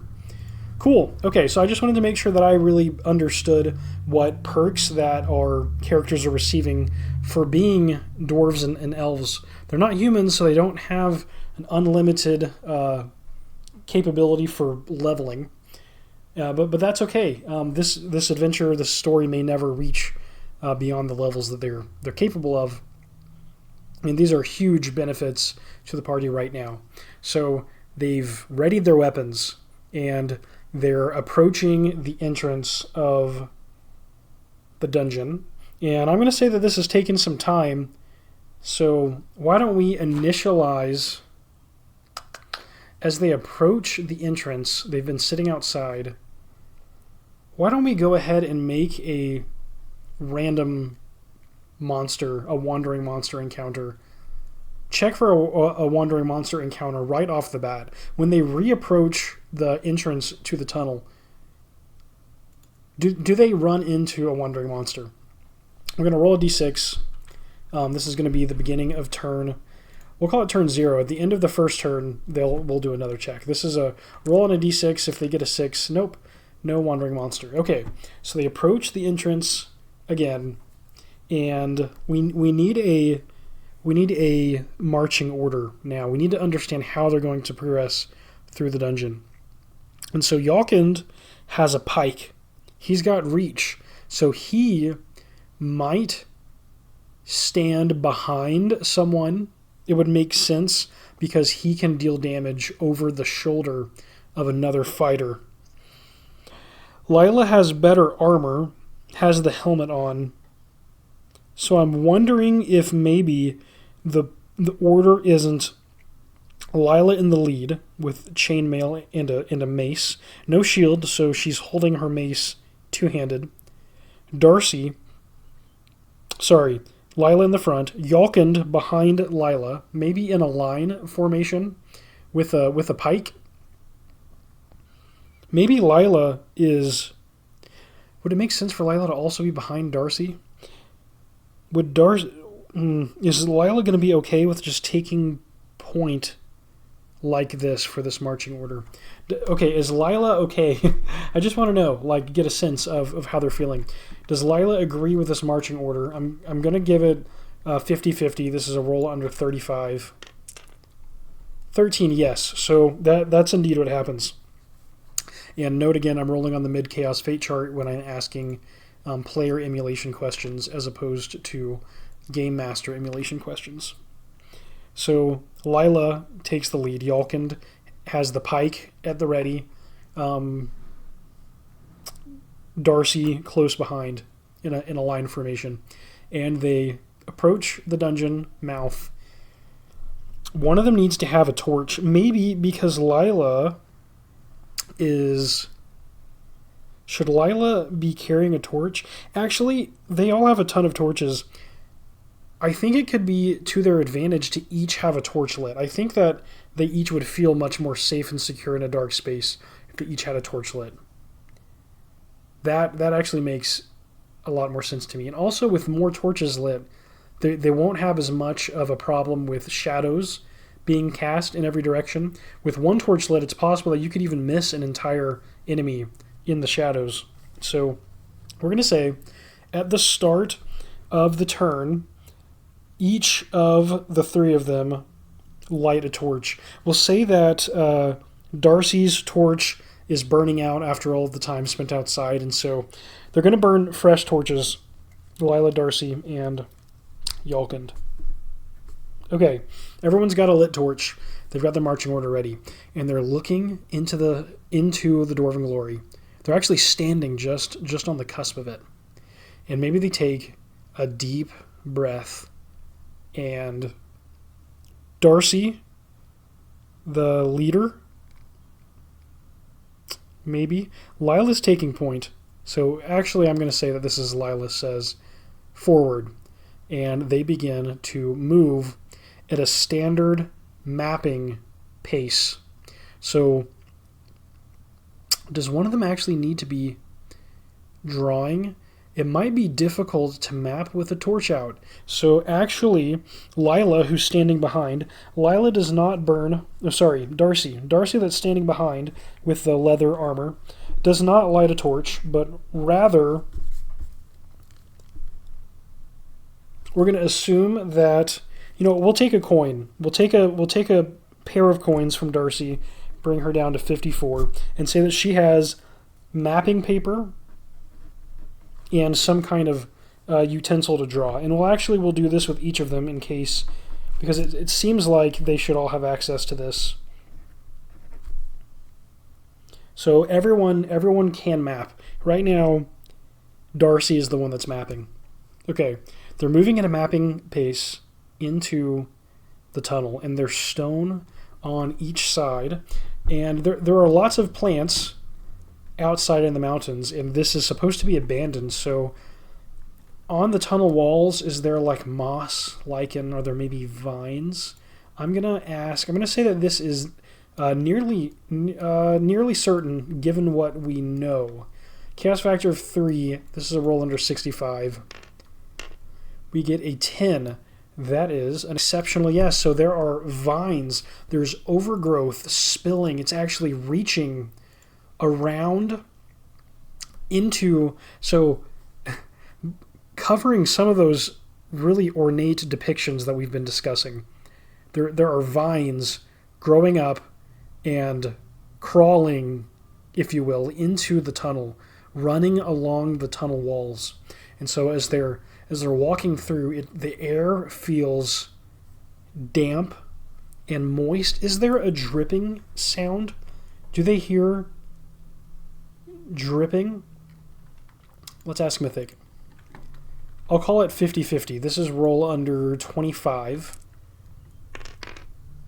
15, yes. There's a dripping noise in the distance. It just so there's just a sense of water moving somewhere, maybe dripping from the plants, from the ceiling. It just is giving the sense that this place is old and abandoned and forgotten. Okay, so they're approaching. They move along the tunnel. There's a recess to the left where the stone wall backs away and opens into a room. To the right, there is a door. Okay, so they see a door to their right. Is it a wooden door? I'm going to say that this is very likely that this is a wooden door. That's a roll under 65. Oh, sorry, that's a roll under 50. We get an 83, no. So there is a stone door, and it has an inscription on the front that looks like a dwarven woman. So they notice the door. They're in this tunnel. The tunnel carries on. They can see it moving on, and at this point, they probably can't see any other doors ahead of them. They just see the tunnel going off in one direction and a door on to their right. So the tunnel's carrying on. It's not straight. It's not like they can just see down it. It's waving back and forth, and maybe the stone, let's ask, does the stone, when I say stone, I'm imagining like a castle where you have like stone bricks or blocks laid out. Does the stone begin to give way to just cavern walls, even if they're decorated in some manner? Do the walls start to become more of rock and like a natural tunnel that's been carved into rather than stone blocks that have been placed? I'm going to say that this is nearly certain, actually, because I'll say this is nearly certain because you wouldn't really... Could you have like dungeon blocks that far in? I'm sure you could. This is Dungeons and Dragons, so actually you really could. I'll just say it's very likely that it gives way to like caverns. That is a roll under 50. 52, no. So this is actually dungeon-looking walls, castle-looking walls, stone blocks all throughout, but not laid in a straight fashion for whatever reason. Maybe the kind of rock, how they were able to break it away inside the mountain. We are inside a mountain, and we're angling down slightly. The dwarves can feel, right, because they can know just ever so slightly, not enough to be really traveling downward into the earth, like to another level, but everything is kind of slanting forward a little bit. And they see this door on the right with an image of a dwarven woman inscribed on the door. What do? Do they decide that they want to push to try to open this door? I'm going to say that this is nearly certain. We'll roll under 75 in this case. We get 42. That is a yes. So our party stacks up. Do they have like a door opening procedure? I doubt it. At this point, they're not professional delvers yet. I'm assuming they don't have a procedure for stacking up against a door and what they're going to do when they enter. So I'm going to say that this is very unlikely. That's a roll under 15. And we get a 36. That is a no. So no door, no room clearing procedure yet for this party. They've approached the door, and these kind of questions, this kind of player emulation, is really making me feel like I'm the game master for, which I kind of am right now, but it makes me feel like I'm the game master for players. The player emulation here is pretty cool. So Darcy is in the back mapping. Lila is up front. So Lila's gonna try the door, and when she needs to push against the door, right? For this area, do we want to follow the OD&D rules? I already know what's coming in this room because we're playing a module. I'm going to say that the door just opens. So in this case, Lila puts her arms against the stone door and gives a hard push, and the door gives way, and it opens to another room. The floor looks like stone, just like everywhere. You've got stone floors, stone walls. A wall is running ahead of the party on their right. To the left, it turns sharply into a large room. And in the room here, we have a stage, right? So there's a large stage. There's a ramp leading up onto the stage. There are chairs and tables. The party kind of steps into the room. They're looking around. They see the stage. They see the ramp, the tables, the chairs.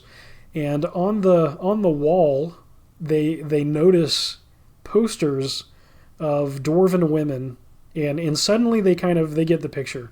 They suddenly understand that this is like a dancing room. So this room is advertising that there are dancing dwarven women that are entertainers in this room. And so maybe do they get a chuckle out of this?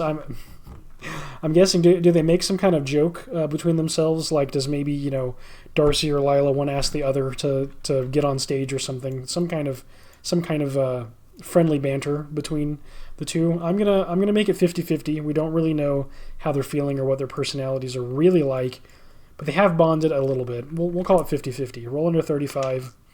That is a yes, 19. So they're cracking jokes. They're cracking jokes about the room, and their guard is down just a little bit. Are they going to search the room and explore it and look around it? This is certain. I don't think there's any chance that they don't. Let's just we'll make the assumption that they are going to search the rooms that they're in because they're looking for treasure. They're looking to fund future expeditions. So I think that goes without saying. And in this room, let's see. There are 6 bottles on the far table that look like they're filled with wine. And there's a deck of marked cards on another table. Okay, so we've got a bunch of drinks on one and a deck of cards on the other. The party approaches the table, and they're going to take a look at the drinks, and we want to know if they can tell what the drinks are.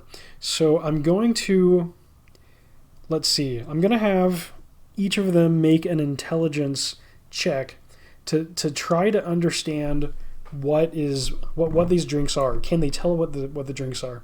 We're going to use our ability check procedure from Dragon Magazine. Recall that original D&D does not give guidance on how to perform ability checks. An old strategy was to roll a d20 and to try to roll it under your stat, and I think that is a good system. Also, Hauberk gives a really good system for doing tests. But I think this one's fun. So for this campaign, I'm going to run with this one. But you do have options if you're playing original D&D. I think the simplest is literally to roll a d20 and see if you can roll it under your stat.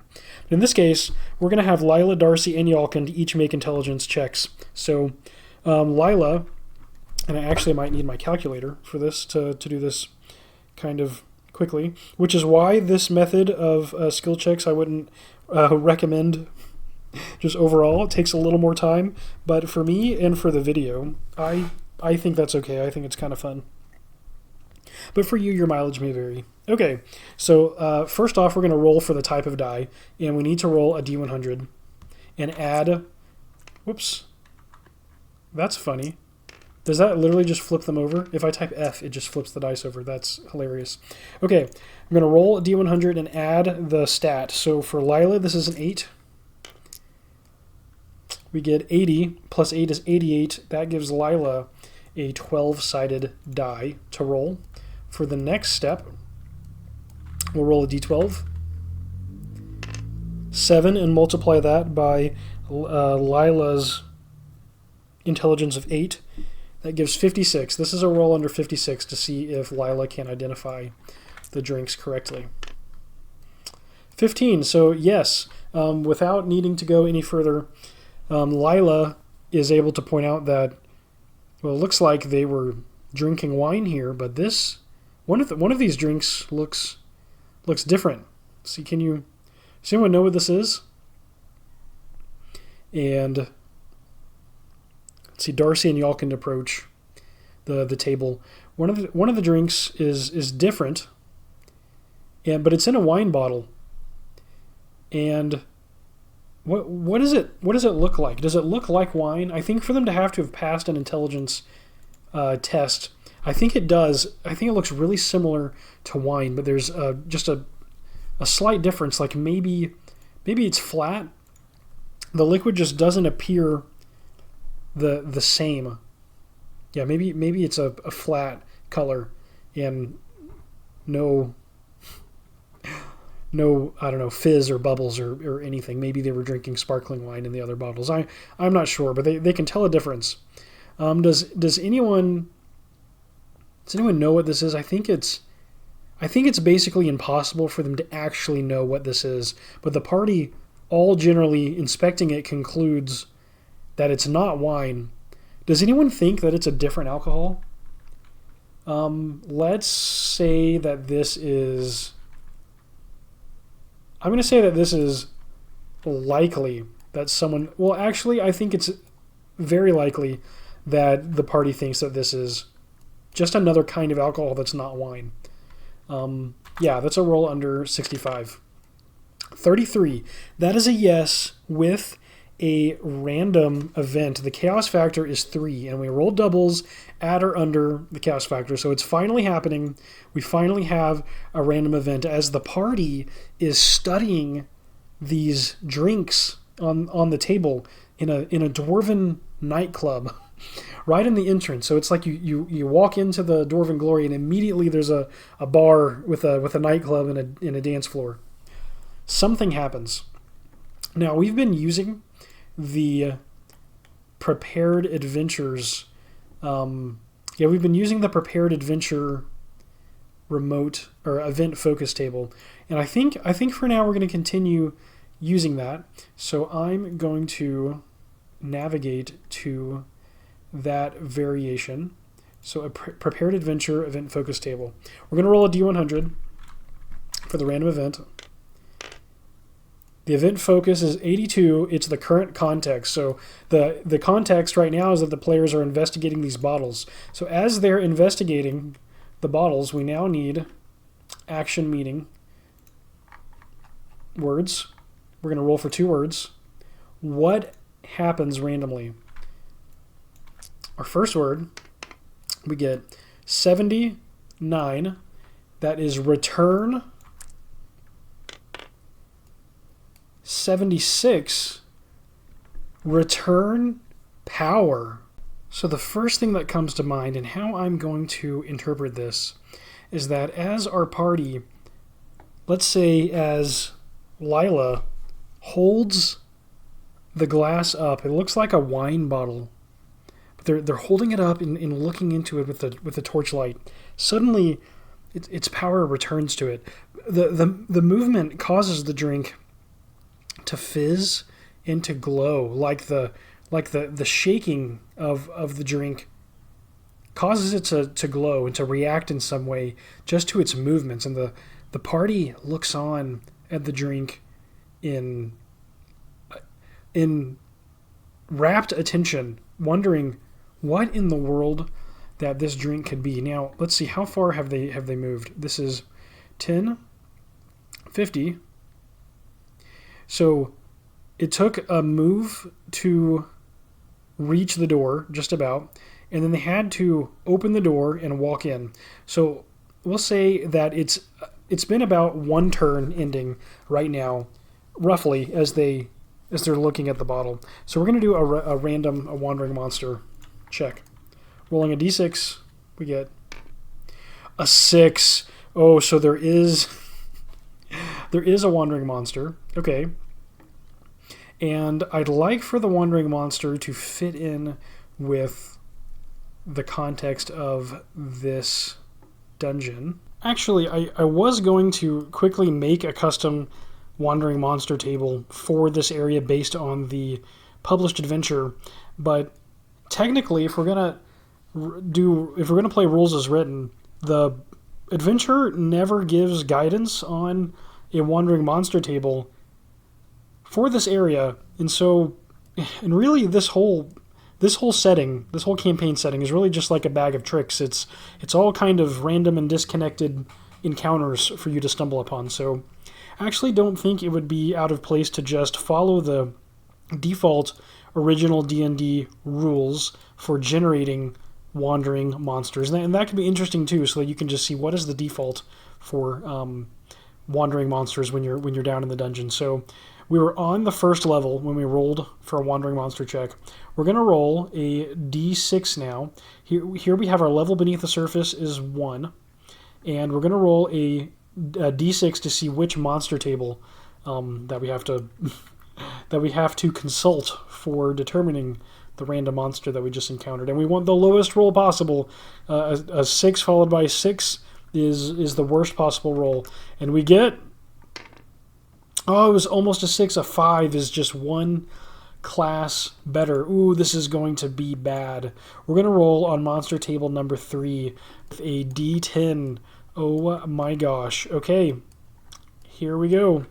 A d10, and the random monster, the wandering monster, is 8. Magicians? Okay, magicians. That is terrifying. If we go to book 1 and we look at the name magician as a title for a player character, if we go to the magic user, then we should be able to find what level a magician is. Magic user becomes a magician level 1, 2, 3, 4, 5, 6. Oh my goodness. So a magician, 1 person. So this is a new NPC. This is a monster. And we need to determine where this magician is, who they are, what do they look like. Okay, so we'll start by rolling for how far away from the party they are. Let's look at where we're at currently. We're in segment D. The Dwarven Glory is broken down into these different maps these different segment maps. They're standing at, did it say the far table or the close table? There's 6 bottles on the far table. Okay, so they're looking at bottles standing around this far table. Monsters spotted in the dungeon are spotted at a distance of between 20 and 80 feet, or on this map, 22 to 8 hexes. And so we're going to roll 2d4 to get that number. And so first we get a 4, so 40 feet. Is that right? Oh, in this d4, it's the one on the bottom. That's interesting. That's cool. Roll again, so 4 and 1, so that is 50 feet away. Now we need to know if the magician is coming from behind us or from ahead of us. I'm going to ask, does the magician come from behind? Because that seems like the least likely scenario. And I'm going to make the odds very unlikely if the magician is coming up from behind us. Very unlikely with a chaos factor of 3. That is a roll under 10. And we get a 0-4. That is that an exceptionally? It's not an exceptional yes, but the magician is going to come up from behind the party from 50 feet away. So 1, 2, 3, 4, 5. The magician rounds the corner and is standing 50 feet away. So makes it about to the stage before the party even notices that he's present. Now, the party, they're holding torches around this table. So there's really no chance that this magician is surprised. But there is a chance that the party is surprised on his arrival. So we actually need to roll for surprise. A roll of a 1 or a 2 on a d6 will mean that the party is surprised. And we get a 2. Oh no. Okay, so also, when the party is surprised, there's a 25% chance that any character surprised by a monster will drop some item. If he does, roll for the possibilities, remembering that only these items held could be so dropped. So this is, let's see, for Lila, this is her mace. For Darcy, this is maybe her mapping tools. And, for Lila, there's also a torch. For Darcy, there's the mapping tools. For Yalkand, there's a pike. Man, he couldn't... I guess he could drop the torch to fight if he needed to fight. I guess he's holding a torch in one hand and walking with the pike like a walking stick in the other, which is not super prepared. It's not super prepared for combat. He can always drop the torch if he needs to, I guess. But so they're surprised. And I need to know how the monster surprised them to roleplay it. So we really need to understand the magician's reaction. Also, when the party is surprised, then the distance from the player characters that they notice the monster is instead 10 to 30 feet, right? If I go to surprise. Distance is then 10 to 30 feet. So we'll roll a d6 and a 1. 10 feet away. So this magician just basically poofs into existence right next to the party, terrifying them. And we need to roll for his or their reaction to really understand what's happening here. And I think that this moment with the party... Oh, they're holding the drink up in the air. They're holding the drinks up. They could just drop all of this. Everything could get dropped on the floor. The party is standing around observing these drinks carefully. And this just makes perfect sense when the magician just literally, it seems like he just pops into existence, standing right next to the party. And we don't know what his reaction is. He certainly surprises the party and could potentially kill them all depending on his whims. I think this moment is a perfect moment to bring today's session to a halt. Thank you all so very much for watching the 5th session of Let's Play Original Dungeons & Dragons with Chainmail Solo. In today's session, our party of adventurers navigated their way through the foothills and into the Baylor Mountains, climbing ever upward towards the Dwarven Glory through crags and valleys with vines and brush growing all over the Baylor Mountains. They climbed until they reached the entrance after nightfall, and holding their torches, preparing for the worst, they entered. They delved for the first time in their adventuring careers. And they immediately found a Dwarven nightclub where a stage and ramp gave a venue for Dwarven dancers, and certainly in disrepair at this point. But the party was enraptured by a series of drinks on a far table. Encircling around the table, they notice a strange liquid that glows when they lift it. And as they're observing the liquid, trying to identify it, trying to understand what it is and what it would do, when out of nowhere appears a robed spellcasting figure that severely surprises the party members, and we have no idea what their intentions are. But we'll find out, you and me, together, and at the same time, at the start of the next session. If you enjoyed today's session, don't forget to hit that like button and to subscribe for more solo role-playing content. I'm the Lonely Dungeoneer, and this has been the 5th session of Let's Play Original Dungeons & Dragons with Chainmail Solo. Until we meet again, happy delving, and fight on!